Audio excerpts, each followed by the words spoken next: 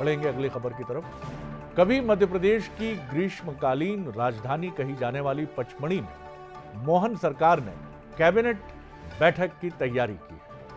कई मंत्री वहां आज देर रात तक पहुंच भी जाएंगे। प्रदेश की हरी भरी वादियों में बसी ये पर्यटन नगरी पचमढ़ी, इसका जो राजभवन है, जो ऐतिहासिक है, मंगलवार को बैठक होगी और मंत्रियों के आने का सिलसिला शुरू हो चुका है। सूबे का एकमात्र हिल स्टेशन सज धज कर अपने मेहमानों के स्वागत के लिए तैयार है और प्रदेश की दूसरी इस डेस्टिनेशन मीटिंग को सांस्कृतिक और ऐतिहासिक पहचान देने की पहल की गई है, जो कि आदिवासी राजा भभूत सिंह के नाम पर समर्पित है। उन्हें नर्मदा घाटी का शिवाजी भी कहा जाता था, क्योंकि वो छापामार शैली से युद्ध लड़ते थे, इसलिए उन्हें शिवाजी भी कहा गया। इस क्षेत्र में उन्होंने अंग्रेजों की नाक में दम कर दिया था। बैठक को लेकर आदिवासी समाज काफी उत्साहित है और वो अपने पारंपरिक नृत्य गीत के साथ अपनी प्रसन्नता को व्यक्त भी कर रहे हैं। इस बैठक में पर्यटन के साथ साथ कई महत्वपूर्ण निर्णय लिए जाएंगे।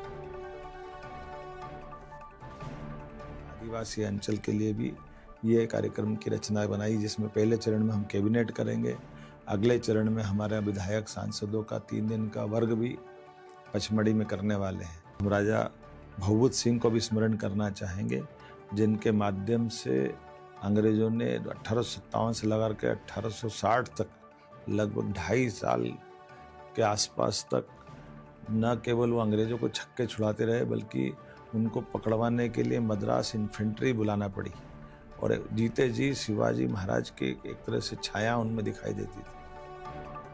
अब आपको ये भी बताते हैं कि क्या सौगातें इस कैबिनेट की बैठक में मिल सकती हैं मध्य प्रदेश में। तो पहले नजर डालते हैं 12.49 करोड़ के 5 प्रोजेक्ट्स का लोकार्पण होगा।